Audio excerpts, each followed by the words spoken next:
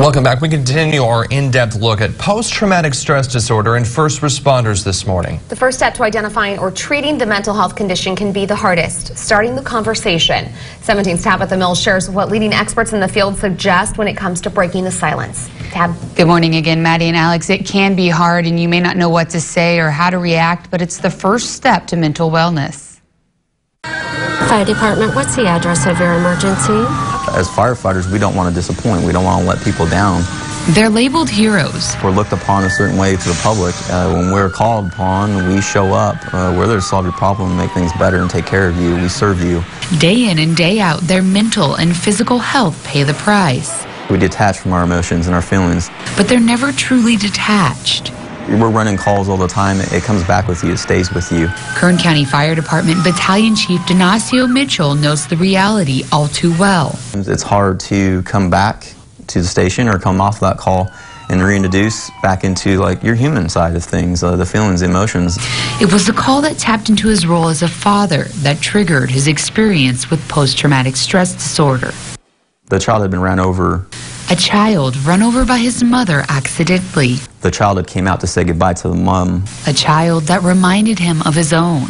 The kid was the same age as my kid, and the kid had the same boots that my kid had, and it took quite some time to get through it. It left Mitchell in a vulnerable place. The way things went down and the way I experienced stuff and just how I kind of questioned my career a little bit, like if this was something I want to continue to do, I wanted to find out more. There had to be more out there. There had to be something better.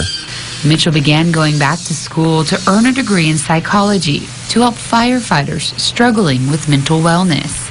He now leads peer groups and is available at any time for employees of the Kern County Fire Department. Let them know they're not alone, because those first moments can be quite troublesome, and you're kind of left with you and your thoughts, and so that can be a scary place. Mitchell worked through his PTSD. Sadly, many firefighters do not. 2017 studies reveal more firefighters died by suicide than in the line of duty. According to Firefighter Behavioral Health Alliance, a leading data gathering agency on the topic, 116 firefighters died by suicide. That's based on an estimated 45% reporting rate. According to Tina Casola, a first responder trauma specialist with First Alarm Wellness, the first line of defense is having conversation. It won't be easy for you or for the person to whom you're talking. We're pulling off the Band-Aid and we're going to scrub the wound out a little bit. And so sometimes to get the healing going, we have to scrub it, and that doesn't feel so comfortable. Casola says most people will be defensive, often denying anything is wrong. Avoidance, it's so strong. So I don't want to have some person come in and tell me about all these things because it's going to make me feel uncomfortable.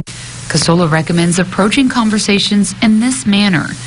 Instead of asking, "Hey, are you okay?" use examples, things you've noticed. Casola gave this example. "I've noticed you've not been grabbing breakfast with your crew after shift. You never miss breakfast. Are you doing okay?" Don't be afraid to have a conversation with somebody, and don't be afraid if they get a little bit upset in the beginning, because of course they're going to. They don't want to talk about it, but it plants the seed. But the most important and hardest question to ask.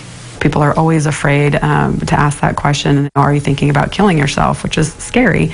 In her 20-year career, Casola says asking that question has helped in more ways than it has harmed.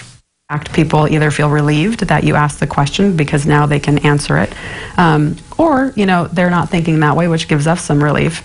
And even more, again, that protective piece is maybe they're going to lie to me and tell me that they're not, but now they know that I am approachable, that I'm open to having that discussion if they are. Even if you're afraid asking will end your friendship, ask. I tell people that, relationships are repairable.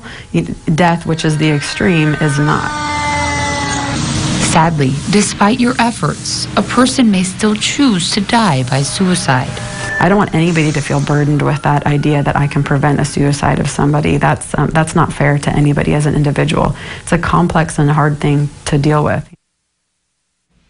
If you're afraid to have a conversation with someone because you're not sure how to respond to what they will tell you, Casola suggests this statement: "I don't know what to say, I'm just really glad you told me."